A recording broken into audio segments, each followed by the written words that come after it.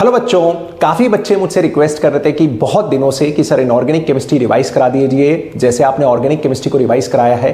तो बच्चों, inorganic chemistry को रिवाइज करने के लिए ही मैं आज एक सोल्यूशन लेके आया हूं। बच्चों, चूंकि अब लास्ट मोमेंट चल रहा है तो हम लोग क्वेश्चंस के साथ ही इनऑर्गेनिक केमिस्ट्री को रिवाइज करें तो वो ज्यादा बेटर है, जिससे आपको एक ये भी आइडिया लगे कि भैया इनऑर्गेनिक केमिस्ट्री से क्वेश्चन कैसे प्लॉट हो सकता है जेईई मेन और नीट में। आ रही बात समझ में? तो बच्चों, अपन लोग अब टोटल इनऑर्गेनिक केमिस्ट्री को रिवाइज करेंगे, टोटल कवरेज देखेंगे इनऑर्गेनिक केमिस्ट्री का इन क्वेश्चंस के थ्रू। और बच्चों, इन क्वेश्चंस में मेनली मैंने वही टॉपिक्स को सबसे ज्यादा वेटेज रखा है जिसका वेटेज जेईई मेन और नीट में भी होता है। फॉर एग्जांपल, इनऑर्गेनिक केमिस्ट्री के लिए बच्चों दो चैप्टर बहुत इंपॉर्टेंट होते हैं। फॉर एग्जांपल, केमिकल बॉन्डिंग और कोऑर्डिनेशन कंपाउंड बेटा, तो उन्हीं के क्वेश्चंस आपको सबसे ज्यादा भी दिखेंगे बेटा। लेकिन हां, इन 101 क्वेश्चंस के थ्रू, जैसे कि आप देख सकते हो प्यारे बच्चों, टोटल मैं इनऑर्गेनिक केमिस्ट्री के टोटल प्यारे बच्चों अपन लोग इनऑर्गेनिक केमिस्ट्री के लगभग 101 सवाल देखने वाले हैं बेटा, लगभग 101 सवाल देखने वाले हैं। और प्यारे बच्चों, मैं डेली तुम लोगों को 30-35 क्वेश्चंस रिवाइज कराऊंगा, मतलब 3 दिन में 3 पार्ट में। पार्ट 1 आज है, पार्ट 2 कल होगा, पार्ट 3 फिर उसके अगले दिन हो जाएगा बेटा। टोटल मैं आप लोगों को 101 क्वेश्चंस इनऑर्गेनिक केमिस्ट्री के रिवाइज करा दूंगा और इसके थ्रू बहुत कुछ इनऑर्गेनिक केमिस्ट्री की थ्योरी भी रिवाइज कराने की कोशिश करूंगा। आ रही है बात समझ में? तो बच्चों, आज अपन लोग पार्ट 1 स्टार्ट करते हैं, ऐसे ही कल पार्ट 2 और उसके अगले दिन पार्ट 3 आ जाएगा बच्चों। आ रही है बात समझ में? चलिए शुरुआत करते हैं बेटा इनऑर्गेनिक केमिस्ट्री, जिसका काफी वेटेज होता है जेईई में नीट में। क्वेश्चन आएगा तो टिक लगाएंगे, ज्यादा टाइम खराब इनऑर्गेनिक केमिस्ट्री वैसे भी नहीं करती है बच्चों। आ रही है बात समझ में? चलिए शुरुआत करते हैं।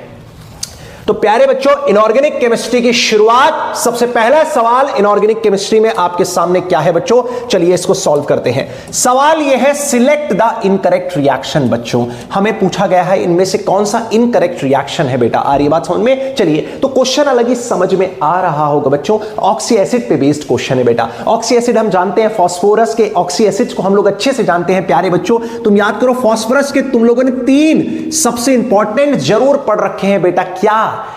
ऑक्सी एसिड्स, तो H3PO3, H3PO2 और H3PO3 बेटा, ये 3 फेमस ऑक्सी एसिड्स होते हैं बेटा। और इन तीनों का स्ट्रक्चर इंपॉर्टेंट भी होता है बच्चों, अपन लोगों ने केमिकल बॉन्डिंग में पढ़ा भी है बेटा। तो इनके स्ट्रक्चर को अगर मैं ड्रॉ करूं बेटा, तो H3PO3 का स्ट्रक्चर होता है P double bond O, OH, OH और H। बच्चों, H3PO2 का स्ट्रक्चर देखें तो प्यारे बच्चों, तुम अच्छे से जानते हो ये एक मोनोप्रोटिक एसिड होता है, मात्र एक ही H+ देने की औकात रखता है बेटा, जबकि ये टोटल अपने को 2 H+ दे सकता है। सर आप अच्छे से जानते हो बेटा, ये मात्र एक H+ देने की औकात रखता है, जबकि H3PO4 का स्ट्रक्चर की अगर मैं बात करूं प्यारे बच्चों, तो ये ट्राइप्रोटिक एसिड होता है। टोटल इसका अगर इनफैक्टर बात करें, मतलब कितने H+ देने की औकात रखता है बेटा? ये 3 H+ देने की औकात रखता है। आ रही बात समझ में? और सर ये कैसे देखते थे? तो मैंने आपको बताया था, ऑक्सी एसिड में जो हाइड्रोजन डायरेक्टली ऑक्सीजन से अटैच्ड होता है बेटा, वही अपने को H+ के फॉर्म में निकलता हुआ दिखता है। तो अपन आराम से स्ट्रक्चर की मदद से देख सकते हैं कौन कितने H+ निकालेगा बेटा। क्लियर है बच्चों? उसी पे बेस्ड क्वेश्चन है प्यारे बच्चों। तो H3PO3 पहला ऑप्शन, H3PO3 बेटा एक H+ दे रहा है और H2PO3 माइनस बना रहा है। सर H3PO3 तो 2 H+ दे सकता है। यस, एक निकालेगा बच्चों, तो कोई लोड थोड़ी पड़ेगा बेटा, आराम से एक निकाल के बेटा क्या बना लेगा, यहां पे O- H और OH बेटा। तो यस, ये निकाल सकता है बेटा। तो मेरे हिसाब से ये इनकरेक्ट नहीं बेटा, ये तो करेक्ट ऑप्शन होना चाहिए था। तो ये आंसर अपना नहीं है बच्चों। अगला आ जाओ, H2PO2 कुछ नहीं होता। H2PO2 कुछ नहीं होता और कुछ बनाने के बाद कुछ भी नहीं बना रहा है। इनकरेक्ट तो यही लग रहा है बेटा। फास्फोरस के 3 ऑक्सी एसिड्स हैं बेटा, H3PO3, H3PO2 और H3PO4 बेटा। H2PO2 कुछ नहीं होता है। भले ही चार्ज उसने ऑप्शन में गलत दिया हो, होना चाहिए था यहां पे नेगेटिव चार्ज, मुझे ऐसा लगता है, बट अभी इनकरेक्ट अपने क्वेश्चन के हिसाब से तो मिल गया बेटा। और ऑप्शंस ढूंढ लेते हैं, हो सकता है कुछ क्वेश्चंस यहां पे मैंने मल्टी करेक्ट भी डाले हो बेटा। अगला आ जाओ, H3PO4 बेटा, एक H+ बना के H2PO4 माइनस बना रहा है। बिल्कुल सही बात है बेटा। तो ये भी मेरा आंसर नहीं हो सकता बेटा। आ रही है बात समझ में? उसके बाद आ जाओ HPO2 माइनस, खुशबू ही गंदी आ रही है। सर ये HPO2 माइनस बनेगा कैसे sir?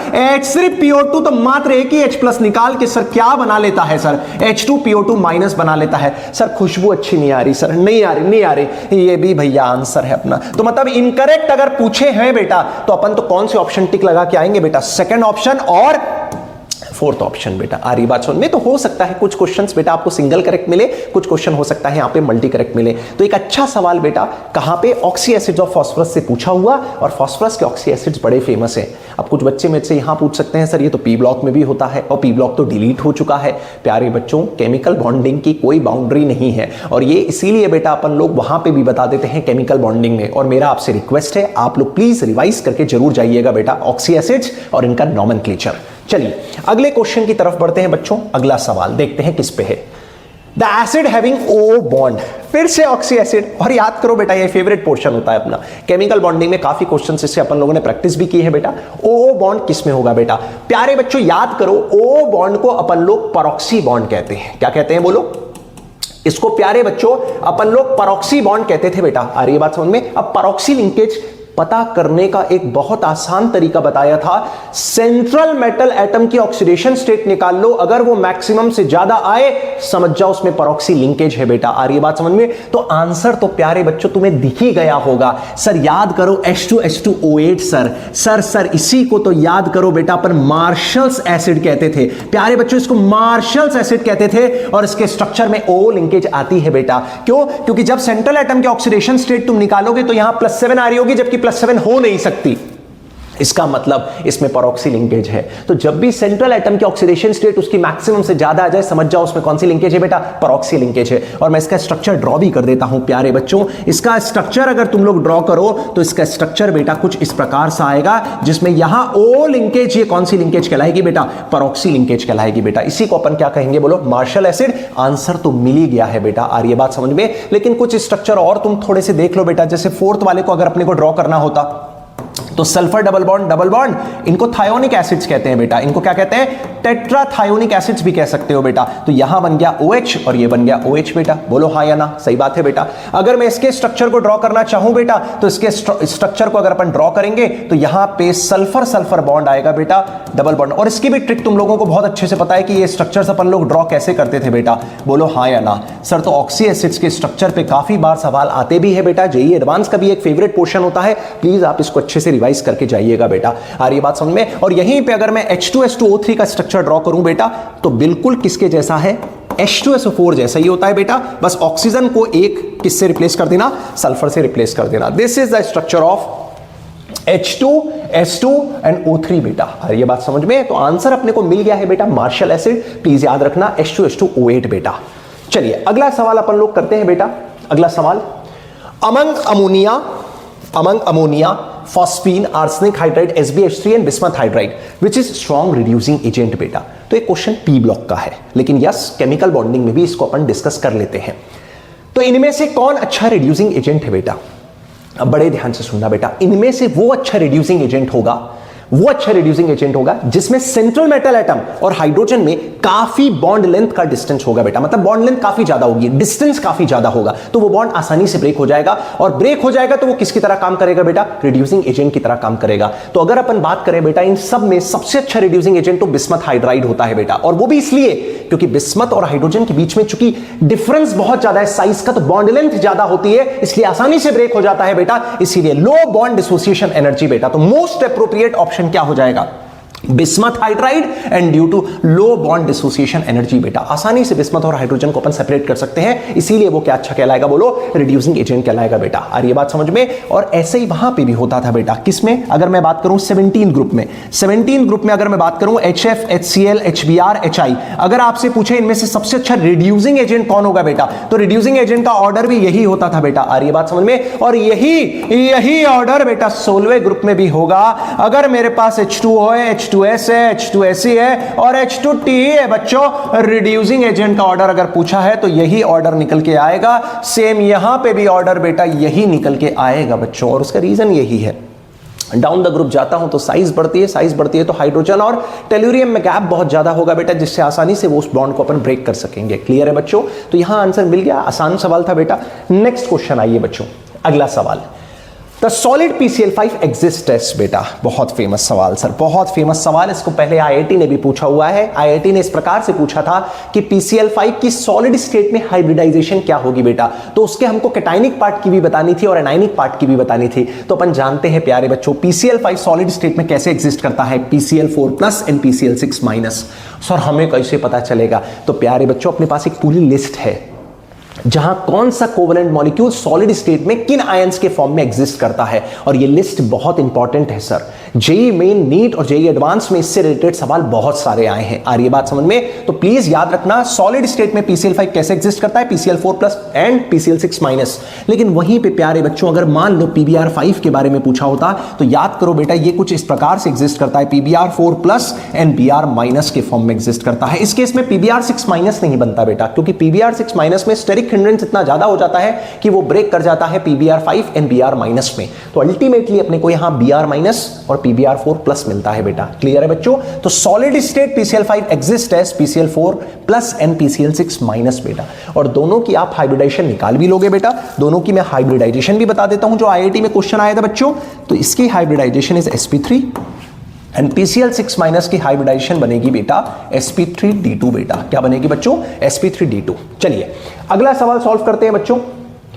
The electronegativity of nitrogen, silicon, carbon and phosphorus. अब देखो यार एक चीज समझो बच्चों, चाहे वो S ब्लॉक हो चाहे वो P ब्लॉक हो, उनके ट्रेंड्स इंपॉर्टेंटली पढ़ के जाएं।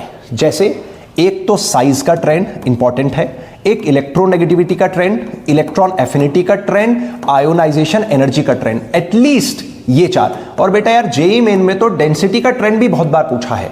तो प्लीज कम से कम मेरा निवेदन है जो एनसीईआरटी में टेबल बनी हुई है उससे कम से कम 5 ट्रेंड जरूर पढ़ के जाएं बेटा।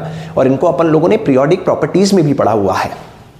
तो एक अच्छा सवाल जेईई मेन और नीट में ऐसा सवाल बिल्कुल एक्सपेक्ट कर सकते हैं। अब ध्यान से सुनिएगा सर कार्बन होता है 14 ग्रुप, कार्बन के नीचे सिलिकॉन होगा, सर नाइट्रोजन होता है, और आपको तो इनकी इलेक्ट्रोनेगेटिविटी वैल्यू तक याद है जो पॉलिंग स्केल से अपन लेके आते थे बेटा। और नाइट्रोजन के नीचे होता है फास्फोरस। तो तुम याद करो बेटा लेफ्ट से राइट जब अपन जाते थे तो इलेक्ट्रोनेगेटिविटी बढ़ती थी, और टॉप टू बॉटम चलते हैं बेटा तो इलेक्ट्रोनेगेटिविटी कम हो जाती है। ये बात तुम लोग सब जानते हो, बोलो हाँ या ना।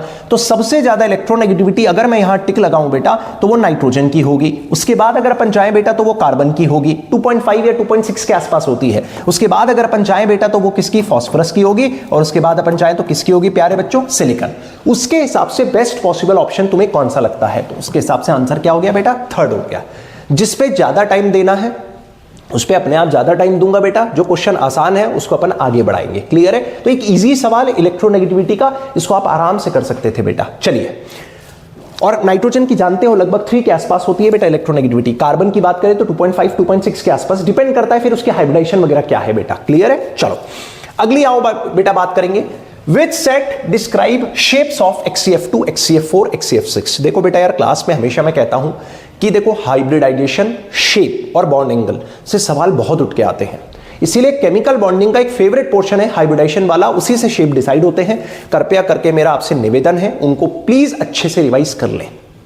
जहां अपन ने ऐसा पढ़ा था सिग्मा प्लस लोन पेयर 2 होता है तो sp, sigma plus lone pair 3 तो sp2, यही सब बातें अपन लोगों ने कर रखी है। चलिए अब XCF2 की बात करें प्यारे बच्चों तो तुम्हें अच्छे से पता है इसकी हाइब्रिडाइजेशन sp3d होती है, बोलो हाँ या ना। और याद करो sp3d ये कौन सा केस है? तो XCF2 अगर मैं बात करूं बेटा तो ये सिग्मा 2 लोन पेयर की वैल्यू 3 वाला केस है बेटा। और इसका शेप याद करो बेटा लीनियर शेप बनता था। तो XCF2 का अगर अपन शेप की बात करें बेटा तो XCF2 का शेप कुछ इस प्रकार सा होगा बेटा, लीनियर शेप का बनेगा कौन, XCF2 बेटा। आ रही है बात समझ में? तो ये हो गया लीनियर शेप। अच्छी बात है सर, XCF2 हमें मिल गया, क्योंकि शेप बेटा ऐसे देंगे ना अपन लोग, इसकी मदद से देंगे बेटा। तो शेप कैसा हो गया प्यारे बच्चों, बोलो लीनियर शेप निकल के आ रहा है। XCF4 तुम लोग अच्छे से जानते हो, अच्छे से जानते हो, मेरी जरूरत ही नहीं है तुम लोगों को। याद करो बेटा इसमें सिग्मा की वैल्यू 4 और लोन पेयर की वैल्यू 2 आती थी बेटा। तुम याद करो स्क्वायर पेनर शेप बनता था बेटा इसका XCF4 का। ये रहा फ्लोरीन, ये रहा फ्लोरीन, ये रहा फ्लोरीन, ये रहा फ्लोरीन, ये रहा लोन पेयर और ये रहा लोन पेयर बेटा, बोलो हाँ या ना। तो स्क्वायर पेनर शेप बनता है बेटा। अब आराम से देख लो XCF6 तुम अच्छे से जानते हो बेटा डिस्टॉर्टेड ऑक्टाहेड्रल होता है, डिस्टॉर्टेड ऑक्टाहेड्रल स्ट्रक्चर होता है बेटा। कैसे? इसमें याद करो सिग्मा की वैल्यू 6 और लोन पेयर की वैल्यू 1 होती है। तो हाइब्रिडाइजेशन अपन ने लिखी sp3d3 और याद करो बेटा शेप होता था डिस्टॉर्टेड ऑक्टाहेड्रल। तो बेस्ट आंसर क्या हो जाएगा प्यारे बच्चों, XCF2 हो गया मेरा लीनियर, मेरा HCF4 हो गया स्क्वायर प्लेनर और HCF6 हो जाएगा बेटा डिस्टॉर्टेड ऑक्टाहेड्रल। तो कौन सा ऑप्शन बेस्ट होगा बेटा इसके लिए? फोर्थ ऑप्शन बेस्ट होगा। आ रही बात समझ में? तीनों के मैंने स्ट्रक्चर भी बना दिए हैं सर। डिस्टॉर्टेड ऑक्टाहेड्रल अगर तुम देखना चाहते हो बेटा तो कुछ इस प्रकार सा बनता है बेटा। डिस्टॉर्टेड ऑक्टाहेड्रल कुछ इस प्रकार सा। XC पहले आप ऑक्टाहेड्रल शेप बना लो, आप ऑक्टाहेड्रल शेप बना लो प्यारे बच्चों, ऑक्टाहेड्रल शेप बना लो और इसमें ऐसा लोन पेयर निकला होता है बेटा 3D स्पेस में। आ रही बात समझ में? जिसके कारण डिस्टॉर्शन आ जाता है बेटा, इसीलिए इसका नाम क्या बोलते हैं? Distorted octahedral. क्योंकि आप ये जानते हैं जब भी कोई लोन पेयर नहीं होता है तो उसको जनरली रेगुलर ज्योमेट्री कहा जाता है और जिस पे लोन पेयर आ जाता है उसको डिस्टॉर्टेड ज्योमेट्री कहते हैं। क्लियर है बच्चों? चलिए नेक्स्ट आप What is the hybrid state and oxidation state of sulfur in Carose acid बेटा? अब देखो यार कॉमन नेम पे सवाल आ गया बच्चों। कॉमन नेम पे जब भी सवाल आए तुम खुश रहो क्योंकि तुमने majority common name inorganic chemistry के पढ़े हैं। अब कैरोज एसिड क्या होता है बच्चों? H2SO5 होता है बेटा और H2SO5 में याद करो बेटा परऑक्सी लिंकेज होती थी। क्यों? जब भी सेंट्रल एटम की ऑक्सीडेशन स्टेट उसकी मैक्सिमम से ज्यादा आ जाए शक कर लो परऑक्सी लिंकेज है, और जब मैक्सिमम से ज्यादा आती है तो अपन याद करो मैक्सिमम वाला ही आंसर कर देते थे। तुम देख लो अगर इसकी निकालूं तो -10 +2 सल्फर कितना आ रहा है बोलो? +8। +8 इस जीवन में नहीं हो सकती तो इसका आंसर मैक्सिमम ही हो जाएगा, दैट इज +6। स्ट्रक्चर से भी कर सकते हो। और तुम जानते हो बेटा ये सल्फर का ऑक्सी एसिड है। सल्फर का ऑक्सी एसिड मतलब थर्ड पीरियड के ऑक्सी एसिड्स की हाइब्रिडाइजेशन बिना स्ट्रक्चर बताए भी बता सकते हो। थर्ड पीरियड के ऑक्सी एसिड्स की हाइब्रिडाइजेशन हमेशा sp3 होती है बेटा, ये तुम अच्छे से जानते हो बेटा। तो आंसर मिल गया है बेटा, sp3 हो जाएगा और +6 हो जाएगा। बेस्ट पॉसिबल आंसर क्या हो गया बोलो? फोर्थ ऑप्शन हो गया बेटा। तो sp3 एंड +6। मैं फिर बोल रहा हूं जब भी सेंट्रल एटम की ऑक्सीडेशन स्टेट उसकी मैक्सिमम से ज्यादा है हमेशा समझ लो कौन सी लिंकेज है? परऑक्सी लिंकेज। और दूसरी चीज ऑक्सी एसिड देख लो कौन सा है, कौन से एलिमेंट का है। अगर वो सेकंड पीरियड का है तो sp2, थर्ड पीरियड का है तो sp3 एंड सो ऑन। आ रही है बात समझ में? तो ये कौन सा सल्फर थर्ड पीरियड का होता है तो उसकी हाइब्रिडेशन क्या होगी बोलो? sp3। और अगर तुम कैरोज एसिड का स्ट्रक्चर भी देखना चाहते हो प्यारे बच्चों तो स्ट्रक्चर ये होता है कैरोज एसिड का, तुम देख लीजिए। तो यहां आपको अलग दिख भी जाएगी बेटा, परऑक्सी लिंकेज है। ये रहा OOH बेटा। अब तुम काउंट कर लो 1 sigma, 2 sigma, 3 sigma, 4 sigma. 4 sigma मतलब कौन सी हाइब्रिडाइजेशन बेटा? sp3 hybridisation. क्लियर है बच्चों? तो ये हो गया कौन सा एसिड बोलो? कैरोज एसिड हो गया बेटा। क्लियर है? चलो अगला क्वेश्चन आ जाओ। Among HF, HCl, HBr, HI which is most volatile compound, कौन आसानी से उड़ जाएगा? वोलेटाइल का मतलब ही नहीं समझते आधे लोग तो भैया। अरे यार क्या टेंशन है, वोलेटाइल मतलब जो आसानी से उड़ जाए। कौन उड़ेगा? कौन उड़ेगा? जिसका मोलर मास कम होगा।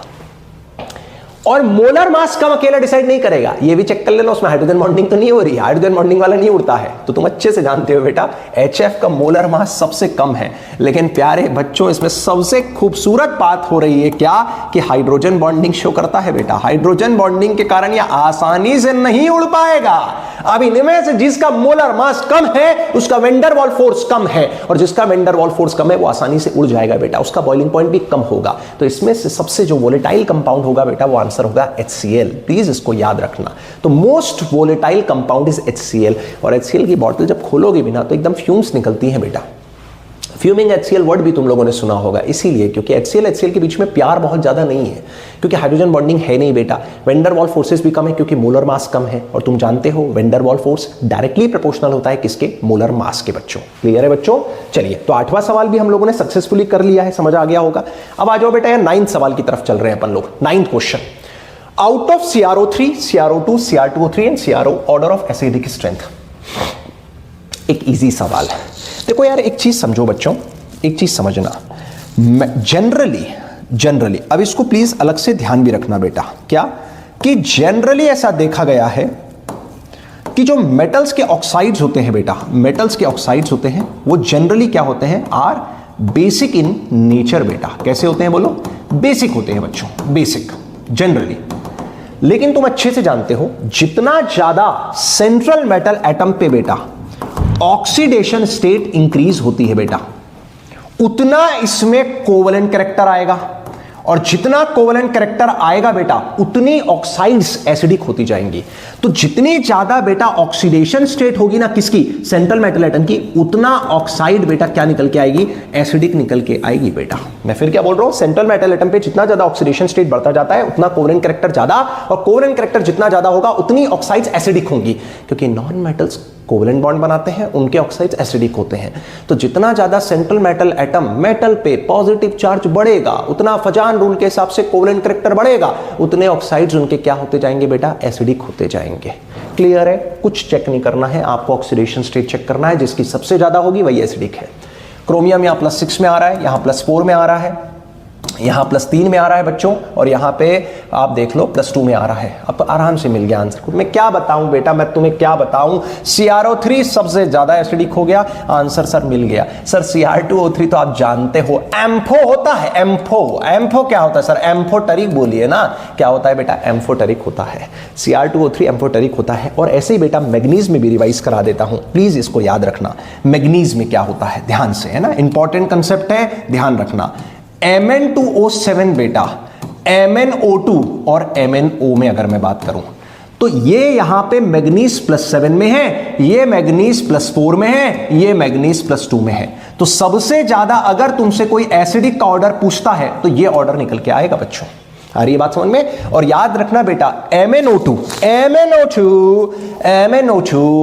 एम्फोटरिक मिला है। क्या मिला है बच्चों? एम्फोटरिक मिला है बेटा। आ रही है बात समझ में? सर ये कैसा मिला है? ये एसिडिक मिला है बेटा। सर ये कैसा मिला है? बेसिक मिला है बेटा। आ रही है बात समझ में? और Mn2O7 बेटा एक एक्सप्लोसिव कंपाउंड भी होता है, इसको प्लीज ध्यान रखना। Mn2O7 एक एक्सप्लोसिव कंपाउंड भी होता है, इसको ध्यान रखना है अपने को। क्लियर है? चलिए अगले क्वेश्चन की तरफ बढ़ते हैं बच्चों। 10th क्वेश्चन सवाल है, which of the following can not exist together in aqueous solution. इनमें से कौन एक दूसरे के साथ नहीं रह पाएगा? आ रही है बात समझ में? जो आपस में रिएक्ट कर ले। कैसा सवाल पूछ रहे हो यार, which of the following can not exist together in aqueous solution. तो कैन नॉट एग्जिस्ट मतलब इंडिविजुअली एग्जिस्ट नहीं कर पा रहे, मतलब रिएक्ट कर लिए भाई मेरे। और रिएक्ट कौन करेगा आपस में, तो अपने को देखना पड़ेगा। रिएक्ट कौन करेगा बेटा? भाई साहब 10+2 में है, मर रहा है 10+2 कहां जाने में, 10+4 में जाने में। सर कौन से रीजन की वजह से? बताओ जल्दी बताओ, सोचो मन में, सोचो। नहीं बता रहा आंसर, मैं वैसे ही बहुत जल्दी पढ़ाता हूं, तुम्हें पता है बेटा। तो 10+2+4 में जाना चाहता है सर, इनर्ट पेयर इफेक्ट के कारण। सर इनर्ट पेयर इफेक्ट के कारण तुम जानते हो डाउन द ग्रुप चलते हैं तो लोअर ऑक्सीडेशन स्टेट की स्टेबिलिटी बढ़ती है। लेड रहना चाहता है +2 में, लेकिन टिन जाना चाहता है +4 में। तो प्यारे बच्चों यहां कुछ नहीं है भैया, कुछ नहीं है। आंसर ये कभी नहीं हो सकते। और फर्स्ट होगा आंसर, उसके पीछे रीजन भी है बेटा। क्या रीजन है, ध्यान से देख लीजिए। सर HgCl2 है ना बच्चों, वो SnCl2 के साथ रिएक्ट करके, आ रही है बात समझ में, ये रिड्यूसिंग एजेंट की तरह काम करता है बेटा। किसकी तरह काम करेगा? रिड्यूसिंग एजेंट की तरह। और ये खुद चला जाता है बेटा SnCl4 में और बना देता है Hg2Cl2 बेटा। आ रही है बात समझ में? और इसका नाम आप जानते भी हो बेटा, इसको बोला जाता है कोरोसिव सब्लिमेट। क्या बोलते हैं? Corrosive sublimate. और उसको क्या कहा जाता है प्यारे बच्चों? प्यार से कैलोमल कहते हैं बेटा। क्या कहते हैं? कैलोमल कहते हैं। क्लियर है बच्चों? तो एक इजी सवाल इनर्ट पेयर इफेक्ट पे था। And yes, inert pair effect से सवाल प्लॉट होता है इनऑर्गेनिक केमिस्ट्री में। प्लीज इस टाइप के सवाल याद रखिएगा। जब भी ऐसे सवाल आते हैं, कौन एक दूसरे के साथ नहीं होंगे, मतलब आपस में वो रिएक्ट कर गए, आप प्लीज ऐसा देखिएगा कौन ऑक्सीडाइजिंग एजेंट है, कौन रिड्यूसिंग एजेंट है। दोनों अगर आपस में एक दूसरे के साथ रिएक्ट कर जाएंगे तो प्लीज आप उसी ऑप्शन को टिक लगा दीजिएगा। क्लियर है? जैसे ये दोनों आपस में रिएक्ट कर रहे हैं तो ये एक साथ एग्जिस्ट नहीं कर पाएंगे। 10+4 रहना चाहता है बेटा, तो 10+4 का वैसे ही कुछ नहीं होगा। तो थर्ड, सेकंड और फोर्थ ऑप्शन तो वैसे ही गलत हो गए बेटा। आ रही है बात समझ में? तो आंसर क्या हो गया बोलो? First option. अगला आ जाओ। In which case there is a change in oxidation number. किसमें ऑक्सीडेशन नंबर का चेंज हो गया है? हम सब जानते हैं ऑक्सीडेशन नंबर निकालना। बोलो, सब जानते हो बेटा ऑक्सीडेशन नंबर को कैसे निकाला जाता है? Yes, in which case there is a change in oxidation number. चलिए देखते हैं बेटा क्या है, मुद्दा क्या है। सबसे पहले दिया है aqueous solution of chromate is acidified. अरे भैया, क्रोमेट जब एसिडिफाइड होता है ना बेटा तो डाइक्रोमेट बना लेता है। इधर ही लिख रहा हूं यार, प्लीज यार बच्चों, है ना। तो यहां क्रोमियम तुम अच्छे से जानते हो +6 ऑक्सीडेशन स्टेट में होगा, यहां पे भी क्रोमियम +6 में है। नहीं है आंसर, नहीं है। जब भी क्रोमेट में डाल दो एसिडिक मीडियम सर डाइक्रोमेट बना लेता है। अगला आ जाओ, SO2 gas is passed into dichromate. ये थोड़ा कुछ कुछ अच्छा लग रहा है क्योंकि रेडॉक्स रिएक्शन होगी बेटा। तो सेकंड ऑप्शन को अगर मैं चेक करूं प्यारे बच्चों, तो SO2 डाइक्रोमेट के साथ रिएक्ट करके बेटा बना लेगा प्यारे बच्चों सल्फेट और बना लेगा क्रोमियम +3। भैया क्रोमियम +6 से चला गया भैया +3 में चला गया। आंसर तो ये मिल गया है, एक ऑप्शन तो मिल गया। देख लेते हैं मल्टी करेक्ट तो नहीं है। Chromate solution is made alkaline sir, dichromate solution is made alkaline sir, tension लेने की जरूरत नहीं है, बना लेगा क्रोमेट बेटा। क्या बना लेगा? क्रोमेट। कोई ऑक्सीडेशन स्टेट में चेंज नहीं है। अभी तो देखा बेटा +6 और +6 ही है। Next CrO2Cl2 is dissolved in NaOH।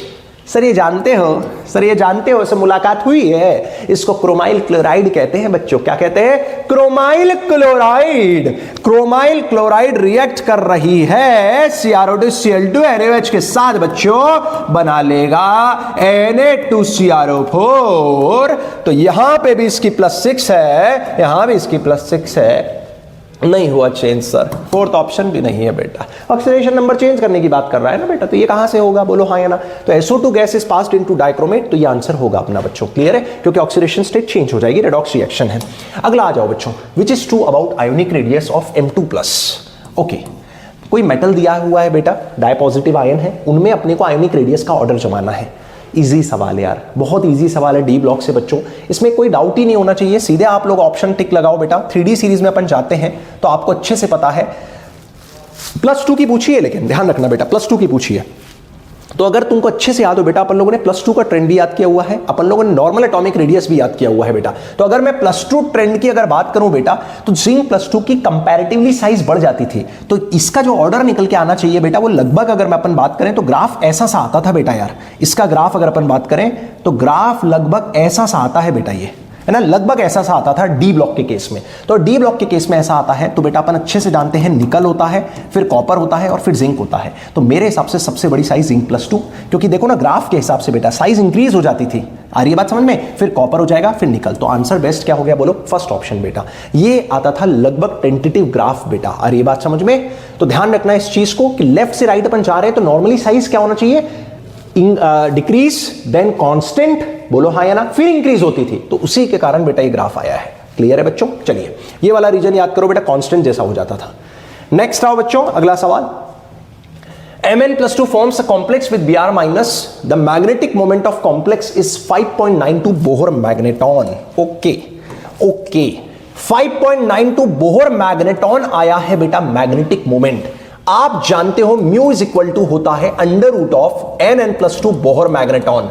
और प्यारे बच्चों ये अगर 5.92 के बराबर आ रहा है, इसका मतलब नंबर ऑफ अनपेयर्ड इलेक्ट्रॉन कितने हो गए? 5। तुम देख लो बेटा, 5 × 7 √35। √35 की वैल्यू आएगी लगभग 5.92, क्योंकि √36 6 हो जाता है बेटा। तो 35 है यार, चलेगा ना 5.92 बेटा। तो n की वैल्यू क्या निकल के आ रही है बोलो? अनपेयर्ड इलेक्ट्रॉन कितने आ गए बच्चों? अनपेयर्ड इलेक्ट्रॉन निकल के आए सर 5। चलो ठीक है, अब पढ़ रहे हैं, ठीक है ना। Mn+2 forms a complex with Br- ion. The magnetic moment of complex is 5.92 Bohr magneton, मतलब अनपेयर्ड इलेक्ट्रॉन 5 मेंटेन करने हैं। बोलो हाँ या ना। The probable formula and geometry of the complex are, इनमें से कौन कौन सही होगा ऑप्शन वो बताना है। क्या MnBr4 टेट्राहेड्रल सिचुएशन में क्या 5 अनपेयर्ड इलेक्ट्रॉन रखता है? चेक कर लेते हैं।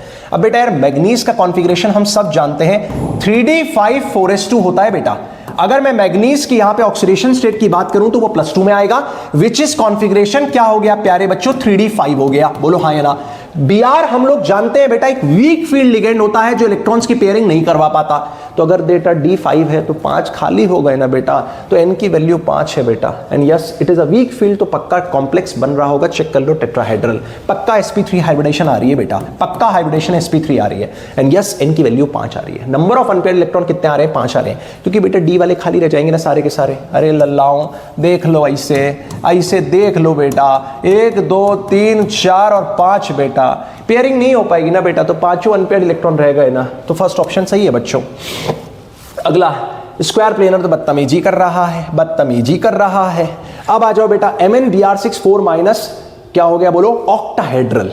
ऑक्टाहेड्रल ये भी चेक कर लेते हैं एक बार बेटा, है ना, ऑक्टाहेड्रल। तो बेटा यार मैग्नीज का कॉन्फ़िगरेशन अगेन 3d5 4s2 होता है, बोलो हाँ या ना। मैग्नीज +2 अगर मैं बनाऊंगा बेटा तो वो 3d5 हो जाएगा, बोलो हाँ या ना, 3d5। Again it is a weak field, क्योंकि बेटा मैग्नीज पे यहां चार्ज +2 आ रहा है। Again it is a weak field, pairing नहीं करवा पाएगा, पेयरिंग नहीं करवा पाएगा और बनेगी भी बेटा हाइब्रिडाइजेशन कौन सी इस केस में, sp3d2 which is again octahedral. ये ऑप्शन भी सही है बेटा, ओह 1 और 3 सही है बेटा, मल्टी करेक्ट क्वेश्चन निकल गया ये तो। इसीलिए यार देखो, सिंगल करेक्ट मल्टी करेक्ट मत देखो, तुम कंसेप्ट सीखो और कैसे कर रहे हैं वो सीखो। आ रही बात समझ में? D5 है, वीक फील्ड है, पेयरिंग हो नहीं पाएगी, पांचों के पांचों अनपेयर्ड रह जाएंगे और आगे से फिर हाइब्रिडाइजेशन हो जाएगी बेटा। जूसर में डाल दो S 3p 2d, बन गया sp3d2 हाइब्रिडाइजेशन। तो sp3d2 हाइब्रिडाइजेशन बनेगी बेटा इसकी। तो मेरे हिसाब से ये ऑप्शन भी सही है। MnBr5 जब कोऑर्डिनेशन नंबर 5 हो, ट्रायगोनल प्लेनर शेप ही नहीं होता, हमारे माथे पे पागल थोड़ी लिखा है यार बेटा, ये कभी हो ही नहीं सकता, तो ये ऑप्शन भी गलत है। ट्रायगोनल प्लेनर मतलब कोऑर्डिनेशन नंबर 3 होना बेटा, है ना, और कोऑर्डिनेशन नंबर 2 अगर होता है तो लीनियर होता है। तो ये क्वेश्चन एक अच्छा सवाल था बेटा, ऐसे क्वेश्चन जेईई मेन देता रहता है, जहां आपको बोर मैग्नेटॉन मतलब मैग्नेटिक मोमेंट दे दिया होगा, जिससे अनपेयर्ड इलेक्ट्रॉन पता करो और फिर बैक आके कॉम्प्लेक्स पता करो कि कॉम्प्लेक्स कौन सा होगा। क्लियर है बच्चों? चलिए अगला सवाल आ जाइए sir, reduction of the metal centre in aqueous पर मैग्नेट इन्वॉल्व्स बेटा। जैसा कि मैं पढ़ाते वक्त भी कहता था बेटा, पर मैग्नेट एक बहुत फेमस आयन है। पर मैग्नेट आप लोग जानते भी हो प्यारे बच्चों, MnO4- बेटा, बोलो हाँ या ना। अब अपने से पूछा है कितने इलेक्ट्रॉन्स का एक्सचेंज हुआ होगा कौन से मीडियम में बेटा, ये अपने को दे रखा है। आ रही बात समझ में? चलिए चलिए चलिए चलिए। अच्छा, यहां इसने अल्कलाइन लिखा नहीं है बेटा, स्लाइटली है या हाईली है, तो अपन एक काम करते हैं, इसको अपन लेके चल लेते हैं बेटा, हाईली ले लेते हैं, ठीक है ना, हाईली लेके चल लेते हैं, कोई लोड नहीं है। हाईली ले लिया मैंने, स्लाइटली भी ले लेते, तुमको सब पता है यार, है ना, हाईली ले लिया फॉर एग्जाम्पल। अब MnO4- अगर एसिडिक मीडियम होता तो याद करो Mn+2 में जाता है, जहां पे नंबर ऑफ इलेक्ट्रॉन्स का 5 हुआ है। सर नंबर ऑफ इलेक्ट्रॉन्स 5 हुए हैं। अगर मैं बात करूं प्यारे बच्चों OH- या न्यूट्रल है, या न्यूट्रल है बच्चों, इसको लिख देते हैं स्लाइटली बेसिक। स्लाइटली बेसिक तुम अच्छे से जानते हो बेटा, Mn चाहता है +4 में। और अगर वहीं पे बात करूं बेटा हाईली बेसिक की, कहां की बात करूं, हाईली बेसिक की बात अगर मैं करूं बच्चों, तो हाईली बेसिक में ये चला जाता है कहां पे, मैग्नीज +6 में। तो यहां नंबर ऑफ इलेक्ट्रॉन्स का जो एक्सचेंज हुआ होगा वो 3 का हुआ होगा, यहां नंबर ऑफ इलेक्ट्रॉन्स का एक्सचेंज जो हुआ होगा बेटा वो हुआ होगा 1 का बच्चों। अब ऑप्शन के हिसाब से चेक कर लेते हैं बेटा, क्योंकि तुम याद करो कि MnO4 ऑक्सीडाइजिंग एजेंट बेटा हर मीडियम में काम करता है, चाहे एसिडिक हो, चाहे स्लाइटली बेसिक हो, चाहे हाईली बेसिक हो। हालांकि ये दोनों बहुत ज्यादा फेमस है बेटा, तुम अच्छे से जानते भी हो।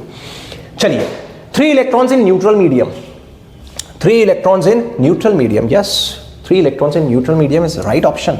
5 इलेक्ट्रॉन्स इन न्यूट्रल मीडियम गलत ऑप्शन हो गया बेटा, 3 हो गया है तो 5 कैसे हो सकता है। 3 इलेक्ट्रॉन्स इन अल्कलाइन मीडियम, नहीं मैंने हाईली कर दिया है, हाईली अगर कर दिया है इसका मतलब बेटा 1 इलेक्ट्रॉन का एक्सचेंज होगा, थर्ड ऑप्शन भी गलत हो गया है बेटा। 5 इलेक्ट्रॉन्स इन एसिडिक मीडियम बिल्कुल सही है बेटा, तो answer is first and third बेटा, फर्स्ट एंड थर्ड इसका आंसर हो जाएगा बेटा। एसिडिक मीडियम में यस 5 इलेक्ट्रॉन का ही एक्सचेंज होता है बेटा, और ये अपन लोगों ने एन फैक्टर जब पढ़ा है बेटा तब भी इसको कर रखा है। चलिए अगला सवाल, अगला सवाल, अगला सवाल, अगला सवाल क्या है? अगला सवाल, इफ 100 ml ऑफ, सर ये क्या कर दिए, ये तो इनऑर्गेनिक केमिस्ट्री में फिजिकल क्वेश्चन काहे डाल दिए? अरे पर मैग्नेट दिया है यार, टाइट्रेशन बेस्ड क्वेश्चंस हैं, अब उसको इनऑर्गेनिक का मान लो या फिजिकल का मान लो, बात लगभग एक सी है, सॉल्व तो कर ही लेते हैं बेटा, है ना, तो कोई लोड लेने की जरूरत नहीं है बेटा। If 100 ml of 1 molar permanganate is used in acidic medium, okay ठीक है, then the volume of of 1 molar MnO4 to be used in basic medium by same H2O2 is बेटा। आपसे पूछ रहा है then volume of 1 molar MnO4- to be used in basic medium by same H2O2। तो देखो यार ये ऐसा बोल रहा है, सुनना, इस क्वेश्चन को अपने को 2 केस में करना है बेटा, है ना, बहुत आसान है, टेंशन मत लो। This is case number 1 and this is case number 2। आपको क्या बोल रहा है बेटा पहले केस में, सुनना, number of gram equivalence of KMnO4 कौन से मीडियम में, एसिडिक मीडियम में, किसके बराबर हो गए, number of gram equivalence of H2O2 बेटा।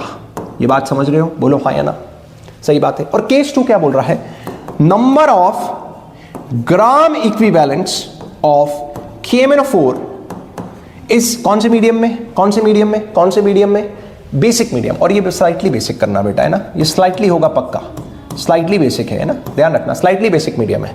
स्लाइटली बेसिक में OH माइनस में किसके बराबर हो गया बोलो बेटा, number of gram equivalents of H2O2 बेटा, बोलो हाँ या ना। अब तुम सिचुएशन समझना बेटा, यहां और यहां दोनों जगह H2O2 के ग्राम इक्विवेलेंट सेम लग रहे हैं, तो इनडायरेक्टली मैं क्या कर सकता हूं, इन दोनों के ग्राम इक्विवेलेंट्स को बराबर कर सकता हूं।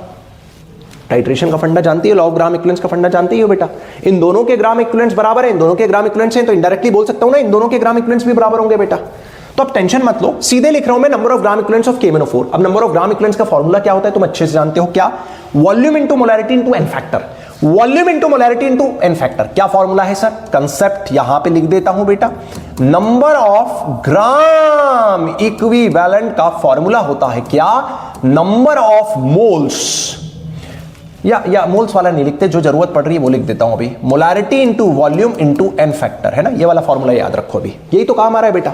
अब मैं इसके लिख रहा हूं, ध्यान रखना है ना, तो इसका क्या लिख रहा हूं, 100 ml है, ml में है तो उसको बदल लेते, ml में ही आंसर लाना है, हाँ ठीक है, तो लीटर में नहीं बदल रहे, दोनों तरफ ml ले आएंगे ना, into 1 into 5 is equal to, अब आ जाओ बेटा, स्लाइटली बेसिक है, सही बात है, मोलैरिटी कितनी दी है 1 इंटू वॉल्यूम निकालना है मेरे को, काय में आएगी रे, ml में आएगी, एन फैक्टर 3 हो गया, आंसर मिल गया बेटा 500/3, कर लोगे बेटा 500/3। क्वेश्चन समझ में आया, पहले बोल रहा है कि परमैंगनेट की टाइट्रेशन कराई H2O2 से एसिडिक मीडियम में, फिर अपन लोगों ने परमैंगनेट की स्लाइटली बेसिक मीडियम में टाइट्रेशन कराई H2O2 से, तो आपसे बोल रहा है कि दोनों जगह अगर H2O2 के ग्राम इक्विवेलेंट सेम है तो इन दोनों के ग्राम इक्विवेलेंट्स बराबर हो गए ना, जिससे अपन लोगों ने उसकी वॉल्यूम ले आए, तो आंसर क्या हो गया प्यारे बच्चों, 500/3। क्या आंसर हो गया बच्चों, 500/3 is the right answer. Okay बच्चों, समझ आ गया बेटा, टाइट्रेशन का एक इजी सवाल यार, अपन ने तो डबल पता नहीं क्या क्या कर रखा है टाइट्रेशन में। अगला आ जाओ, नेक्स्ट इज डाइक्रोमेट है। तुम देख रहे होगे यार बेटा, डी ब्लॉक के क्वेश्चंस काफी हैं, कोऑर्डिनेशन के क्वेश्चंस काफी हैं, बॉन्डिंग के स्टार्टिंग में क्वेश्चंस देखे, और इन 101 क्वेश्चंस में लगभग आपकी इनऑर्गेनिक केमिस्ट्री पूरी रिवाइज हो जाएगी बच्चों, अच्छे अच्छे सवाल रिवाइज हो जाएंगे, तो टेंशन लेने की जरूरत नहीं रखे, बस पेशेंस रखो, और हाँ 1.5x की स्पीड में ही देखना बच्चों, है ना प्लीज, क्योंकि time is very very crucial, फालतू अपने को टाइम वेस्ट नहीं करना है, अपने को अपना भी रिवीजन करना है, ये बस मैं तुम्हें एक सहूलियत दे रहा हूं कि हाँ भैया इससे भी तुम रिवाइज कर सकते हो। बाकी प्लीज अपने नोट्स पे स्टिक रहना और उन्हीं से चीजों को रिवाइज करने की कोशिश सबसे ज्यादा करो। चलिए नेक्स्ट आ जाओ बेटा यार, डाइक्रोमेट। डाइक्रोमेट है, pH दे रखी है, कन्वर्ट हो गया क्रोमेट में, तो प्यारे बच्चों याद करो, डाइक्रोमेट से क्रोमेट जाता था बेसिक मीडियम में, कौन से मीडियम में, बेसिक मीडियम में, और वापस क्रोमेट से अगर डाइक्रोमेट जाना हो तो ये जाते थे बेटा अपन लोग एसिडिक मीडियम में, कौन से मीडियम में, एसिडिक में। तो ऑप्शन ढूंढ लो ना बेटा यार, पहले बेसिक होना चाहिए फिर एसिडिक होना चाहिए, बेसिक एसिडिक, तो ये ऑप्शन तो गलत हो गया बेटा। सेकंड ऑप्शन आ जाओ, गलत है, बेसिक नहीं है। फोर्थ वाला ऑप्शन भी गलत हो गया, बेसिक है और बेसिक ही है, गलत है, आंसर थर्ड आ गया। पहले कौन सा मीडियम, बेसिक, और फिर कौन सा मीडियम हो गया बच्चों, एसिडिक। चलिए नेक्स्ट आ जाओ बच्चों, Which of the following statements about cerium Z equal to 58 is incorrect? या सीरियम तो भैया ओ हो, तुम याद करो एनसीईआरटी में लिखा हुआ है, सीरियम +4 एक अच्छा एनालिटिकल रिएजेंट होता है, बोलो हाँ या ना, जो कि किसकी तरह काम करता है, ऑक्सीडाइजिंग एजेंट की तरह, लेकिन मर तो ये भी रहा है +3 में जाने के लिए, क्योंकि लैंथेनॉइड्स की फेवरेट ऑक्सीडेशन स्टेट होती है बेटा +3, ये तुम अच्छे से जानते हो, बोलो हाँ या ना, उसी के रिगार्डिंग पढ़ना है। The +3 oxidation state of cerium is more stable than the +4 oxidation state, बिल्कुल सही है, और पूछा लेकिन इनकरेक्ट है बेटा, है ना, ध्यान रखना इनकरेक्ट, ये स्टेटमेंट मेरे हिसाब से सही है, तो ये अपना आंसर नहीं हो सकता। The common oxidation state of cerium are +3 and +4, बिल्कुल सही बात है, क्योंकि सीरियम +3 और +4 ही शो करता है बच्चों। अगला, cerium 4 act as an oxidising agent, बिल्कुल सही बात है, analytical reagent and oxidising agent की तरह काम करता है बेटा, एनालिटिकल केमिस्ट्री में इसको यूज करते हैं। The +4 oxidation state of cerium is not known in solution, गंदी बात कर रहा है, करता है ना, सीरियम +4 में तो होता है ना बेटा, तो इनकरेक्ट ही पूछा था अगर, तो कौन सा ऑप्शन टिक कर दूंगा बेटा, यही, क्योंकि सीरियम तो +4 में है ना यार, +3 में भी है +4 में भी है, ये बात और है कि वो +4 से कहां चला जाता है +3 में, बट एग्जिस्ट तो +4 में भी करता है बेटा, अलग से एनसीईआरटी में लिखा भी है।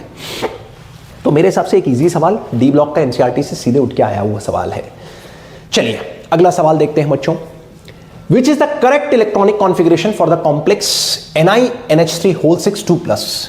इसी का और इंतजार था बेटा, क्योंकि यार CFT वाला T2G या CFSE से रिलेटेड सवाल नहीं पूछे तो मजा कैसे आएगा, ये तो पूछना चाहिए ना, ये तो बोनस वाला पोर्शन हो जाता है अपने लिए। Which is the correct electronic configuration of the complex? तो इजी सवाल है यार, देखो निकल है, निकल है, निकल है, निकल होता है 3D8 हवा में उड़ाएंगे, सवाल हवा में उड़ाएंगे। निकल +2 की अगर बात करूं बेटा तो निकल +2 हो जाएगा 3D8। तुम अच्छे से समझ गए होगे और तुम अच्छे से जानते हो D8 कॉन्फ़िगरेशन कोऑर्डिनेशन नंबर 6 में हमेशा sp3d2 बनाता था। याद करो, बोलो हां या ना। इसका मतलब क्या है, अपने को सेफ्टी से कॉन्फ़िगरेशन बताना है ना। तो ये हो गया था प्यारे बच्चों मेरा बारी सेंटर। बारी सेंटर के बाद ये चली गई मेरी Eg और ये मेरी चली गई क्या बेटा T2g और ये रहा मेरा डेल्टा O।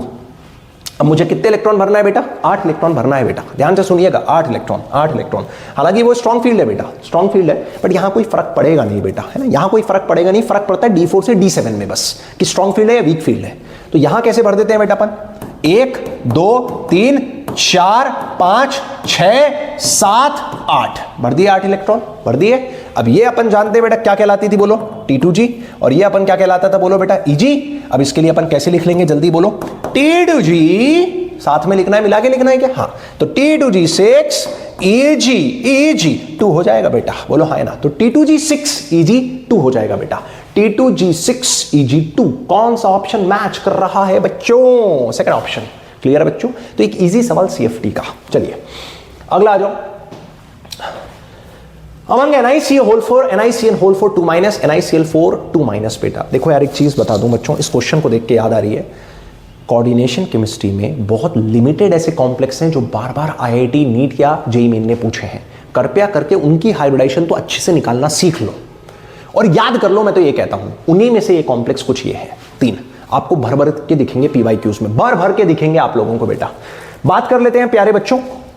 जैसे सबसे पहले NiCO4, देखो बात ऐसी है, तुम बहुत कुछ इनके बारे में ऑलरेडी जानते भी हो। NiCO4 में याद करो बेटा, ये स्ट्रॉन्ग फील्ड होती थी, बोलो हाँ या ना, स्ट्रॉन्ग फील्ड। और यहां निकल का जो कॉन्फ़िगरेशन होता है प्यारे बच्चों, वो 3D8 4s2 होता है। और तुम याद करो स्ट्रॉन्ग फील्ड के केस में ये 4s के इलेक्ट्रॉन भी इधर जंप कर जाते थे, तो ये बेसिकली बन जाता था 3D10 कॉन्फ़िगरेशन, बोलो हाँ या ना।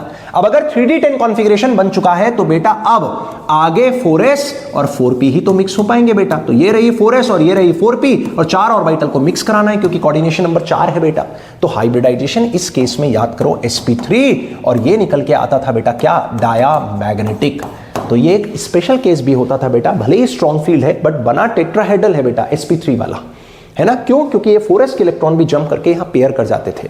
नेक्स्ट आ जाओ बेटा, NiCN4 2 माइनस। अच्छे से जानते हो प्यारे बच्चों, DsP2 हाइब्रिडाइजेशन आएगी बेटा, क्योंकि साइनाइड एक स्ट्रॉन्ग फील्ड होता है जो इलेक्ट्रॉन्स की पेयरिंग करवा देता है। तो जो D8 वाले इलेक्ट्रॉन्स हैं उनमें इलेक्ट्रॉन्स की पेयरिंग हो जाएगी, जिससे एक 3D वाली ऑर्बिटल खाली हो जाती है। सर एक बार करके दिखा दो, चलो बड़े ध्यान से देखना बेटा। NiCN4 2 माइनस की बात हो रही है बेटा। चलिए अब ध्यान से देखिएगा प्यारे बच्चों। तो यहां निकल का अगर मैं कॉन्फ़िगरेशन की बात करूं बेटा, निकल +2 में, तो वो होता है 3D8 बेटा, बोलो हाँ या ना। अब 3D8 को अपन कैसे बनाएंगे बच्चों, ध्यान से देखो। ये रहा आगे 4s और ये रहा आगे बच्चों 4p, और आगे चले जाएगा 4d। तो ये 3D है बेटा। अब 1 2 3 4 5 छठा 7वां 8वां, बोलो हाँ या ना। अब साइनाइड हम अच्छे से जानते हैं प्यारे बच्चों, स्ट्रॉन्ग फील्ड होता है, तो ये इलेक्ट्रॉन की यहां क्या हो जाती है, बोलो पेयरिंग हो जाएगी, बोलो हाँ या ना। जिसके कारण ये D खाली हो गई ना बेटा, ये D एम्प्टी हो गई। अब ये D plus S plus P2 मिलके क्या बना लेंगे बेटा, DsP2 हाइब्रिडाइजेशन। ये तुम अच्छे से जानते हो। और DsP2 का मतलब शेप क्या होता है बेटा, स्क्वायर प्लेनर। और चूंकि यहां इलेक्ट्रॉन की पेयरिंग हो गई है, तो ये DsP2 के साथ क्या निकल के आएगा बेटा, डायामैग्नेटिक निकल के आएगा, बोलो हाँ या ना।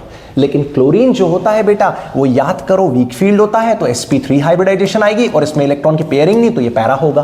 क्यों, क्योंकि ये दोनों इलेक्ट्रॉन्स पेयर नहीं हो पाएंगे। इसमें अगर तुमसे कोई पूछे बेटा नंबर ऑफ इलेक्ट्रॉन अनपेयर्ड, तो वो 2 हो जाएंगे, बोलो हाँ या ना। अब उस हिसाब से ऑप्शन मैच कर लेते हैं बेटा। क्या बोला है अपने से, NiCO4 and NiCl4 2 minus are diamagnetic. Option 1 गलत है, क्योंकि बेटा ये भी डायामैग्नेटिक है बट ये पैरामैग्नेटिक है, ऑप्शन गलत हो गया। This and this are diamagnetic, गलत हो गया बेटा second option. This and this are diamagnetic, NiCl4 2 minus is paramagnetic, third option match कर गया बच्चों। तो NiCO4 अलग से याद रखना बेटा, sp3 with diamagnetic, this is DsP2 with diamagnetic square planar complex, and this is weak field, तो sp3 पैरामैग्नेटिक अनपेयर्ड इलेक्ट्रॉन आएंगे बच्चों। क्लियर है बच्चों।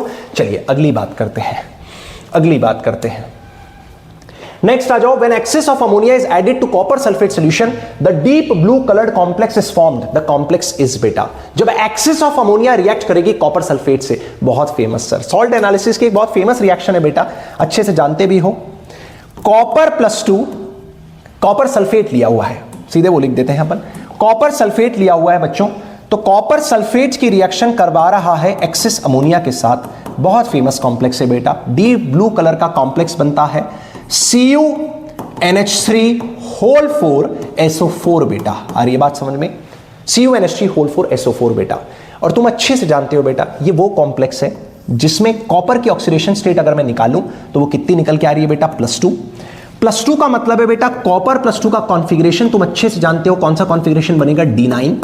और तुम याद करो इस D9 के केस में एक इलेक्ट्रॉन आगे एक्साइट कर जाता था, अपन ने 2 केस बहुत इंपॉर्टेंटली लिखे हैं, कौन कौन सा बहुत इंपॉर्टेंटली लिखा था बच्चों, जहां अपन लोगों ने VBT के पोस्टुलेट्स लिखे थे, एक कोबाल्ट +2 सॉरी D7 लिख देता हूं, D7 स्ट्रॉन्ग फील्ड के केस में, और D9 कोऑर्डिनेशन नंबर 6 बेटा, ये कोऑर्डिनेशन नंबर 6 की बात थी, D9 स्ट्रॉन्ग फील्ड और कोऑर्डिनेशन नंबर 4, इसमें याद करो बेटा 3D से एक इलेक्ट्रॉन एक्साइट करके चला जाता था आगे की तरफ, तो सेम यहां D9 है बेटा, अगर ये D9 का आप लोग अच्छे से डब्बा वाला डायग्राम बनाएं तो उससे और आपको क्लियर हो जाएगा, ये रहा 4s, ये रहा प्यारे बच्चों 4p, तो ये रहा मेरे पास 3D, ये रहा मेरे पास 4s, ये रहा मेरे पास 4p, अब 1 2 3 4 5 छठा 7वां 8वां और ये 9वां इलेक्ट्रॉन, बोलो हाँ या ना। अब तुम याद करो ये इलेक्ट्रॉन एक्साइट करके यहां बैठ जाता था, जिसके कारण ये वाली D, ये 4s और 2p मिलके कौन सी हाइब्रिडाइजेशन देते थे बेटा, ये अपने को DsP2 हाइब्रिडाइजेशन देते थे बेटा। तो एक फेमस कॉम्प्लेक्स है CuNH3 4SO4, जिसमें आपको ये वाली चीज याद रखना है, D9 strong field coordination number 4 में एक इलेक्ट्रॉन एक्साइट कर जाता है आगे बेटा, और ये सब अपन ने पॉइंट लिखा हुआ है, वो इनर D वाला बनेगा तो वो स्टेबिलिटी वाइज ज्यादा फेवर करेगा और वहीं से उसको एनर्जी मिलती है जिससे ये इलेक्ट्रॉन एक्साइट कर जाता है, ये अपन जानते हैं अच्छे से। और याद करो बेटा इसका कलर भी एक फेमस है, इसको डीप ब्लू कलर का कॉम्प्लेक्स कहते हैं बेटा, डीप ब्लू कॉम्प्लेक्स होता है बेटा, तो प्लीज इसको याद रखना, CuNH3 4SO4। तो आंसर क्या हो जाएगा बच्चों, आंसर हो जाएगा square planar but with paramagnetic, क्योंकि एक अनपेयर्ड इलेक्ट्रॉन रह जाएगा बेटा, तो square planar and paramagnetic is the right answer बेटा। क्लियर है बच्चों, चलिए अगला सवाल आ रहा है बच्चों, क्या the number of pi bonds and sigma bonds in the Lewis structure of SO3 बेटा। देखो लुईस स्ट्रक्चर ऑफ SO3 का अगर फेमस स्ट्रक्चर की अगर मैं बात करूं बेटा, जो लुईस स्ट्रक्चर बनता है SO3 का, अपन उसी को सीधे ड्रॉ कर लेते हैं बेटा। तो SO3 का याद रखना बच्चों, फेमस जो लुईस डॉट स्ट्रक्चर है बेटा वो ये है, आ रही है बात समझ में, जिसमें तुम अच्छे से जान सकते हो 3 सिग्मा बॉन्ड है और 1 पाई बॉन्ड है बेटा, ये दोनों बेसिकली कोऑर्डिनेट बॉन्ड है तो उसको भी सिग्मा ही बॉन्ड कहते हैं बेटा अपन लोग। तो 3 सिग्मा और 1 पाई बॉन्ड, एक इजी सवाल बेटा, एक इजी सवाल। SO3 में अगर आपसे कोई पूछे 3 सिग्मा हो जाएंगे और 1 पाई बॉन्ड हो जाएगा बेटा। चलिए ये फेमस SO3 का लुईस डॉट स्ट्रक्चर है बेटा। चलिए अगला आ जाइए क्वेश्चन, अगला question, Which of the following combinations will not form pi bond बेटा, इनमें से कौन पाई बॉन्ड नहीं बनाता है बेटा। अपन ने VBT में पढ़ रखा है बेटा, PP बना सकता है साइडवेज ओवरलैपिंग से। ओ भैया ऑप्शन मिल गया, याद करो अपन ने लिखा है VBT में s orbital never forms pi bond बेटा, s ऑर्बिटल कभी भी पाई बॉन्ड नहीं बनाती है भैया, और इसी का अच्छे से एक्सप्लेनेशन अपन ने याद करो मौत में देखा था बेटा, कंस्ट्रक्टिव और डिस्ट्रक्टिव इंटरफेरेंस, इस चीज को मैं समझाया था। तो s orbital never form pi bond, answer बहुत फर्जी है, dd ऑर्बिटल हो सकती है, डी पाई बॉन्ड बनता ही है बेटा, डी पाई पी पाई भी हो सकता है। तो ये सब साइडवेज ओवरलैपिंग कर लेंगे, ये भी कर लेगा, ये भी कर लेगा, ये भी कर लेगा, कौन नहीं कर पाएगा बेटा, s orbital never forms pi bond, s orbital हमेशा सिग्मा बॉन्ड बनाता है, इस चीज को ध्यान रखना बच्चों। नेक्स्ट सवाल, choose the incorrect option of bond strength बेटा, बॉन्ड स्ट्रेंथ की, ठीक है। और यहां देखो पाई बॉन्ड की बॉन्ड स्ट्रेंथ दी है बेटा, किसकी दी है, पाई बॉन्ड की। अब तुम याद करो बेटा, मैंने ऐसा पढ़ाया है तुम लोगों को पाई बॉन्ड की स्ट्रेंथ में कि जब प्रिंसिपल क्वांटम नंबर सेम होता है तो डी पाई बॉन्ड स्ट्रॉन्गर होता है, उसके बाद होता है बेटा डी पाई पी पाई, उसके बाद स्ट्रॉन्गर होता है प्यारे बच्चों पी पाई, बोलो हाँ या ना। लेकिन यही n जिसका सेम ना हो तो जिसका छोटू होता है, जिसका छोटू होता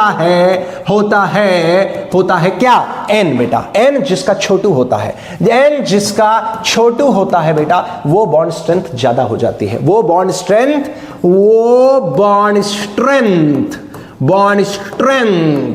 ज्यादा हो जाती है, ज्यादा हो जाती है।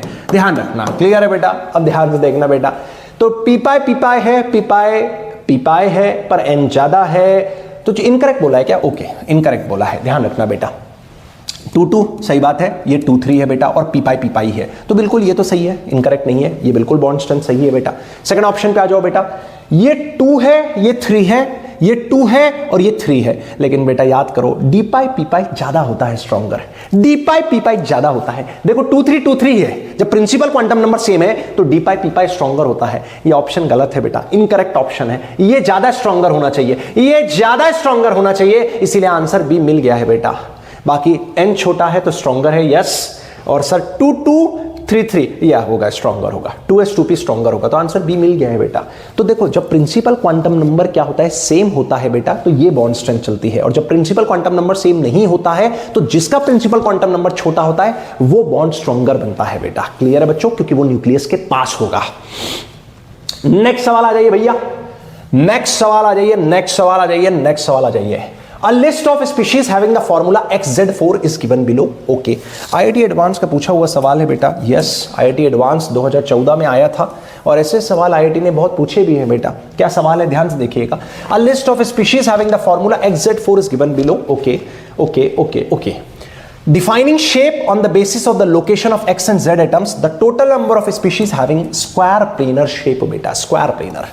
तो बेटा यार देखो बीच में मुझे कोऑर्डिनेशन कंपाउंड्स भी दिख रहे हैं और मुझे केमिकल बॉन्डिंग वाले स्ट्रक्चर्स भी दिख रहे हैं, और स्क्वायर प्लेनर की कंडीशन आप जानते हो बेटा। केमिकल बॉन्डिंग में क्या होती थी, याद करो, सिग्मा प्लस लोन पेयर की वैल्यू 6 होना चाहिए थी, सिग्मा होने चाहिए थे 4, लोन पेयर होने चाहिए थे बेटा 2, तब अपन बोलते थे कि वो शेप कैसा आएगा, बोलो स्क्वायर प्लेनर आएगा, बोलो हाँ या ना। तो इसका आंसर बेटा XCF4 दिख रहा है। SF4 याद करो सीसॉ हो जाएगा बेटा, क्या हो जाएगा, सीसॉ। आप देख लीजिएगा sp3d हाइब्रिडाइजेशन आ रही होगी, एक lone pair. Sir tetrahedral shape हो गया, टेट्रा हो गया, BF4 भी टेट्रा हो गया बेटा, टेट्राहेड्रल हो गया। फिर आ जाओ BRF4 माइनस बेटा, yes it is a square planar shape बेटा। BRF4 माइनस भी क्या बनेगा, बोलो स्क्वायर प्लेनर शेप का बनेगा। तो यस ये भी क्या हो गया प्यारे बच्चों, स्क्वायर प्लेनर हो जाएगा। क्लियर है? इसमें भी देख लेना बेटा, सिग्मा 4 लोन पेयर 2 आ रहे होंगे कंफर्म।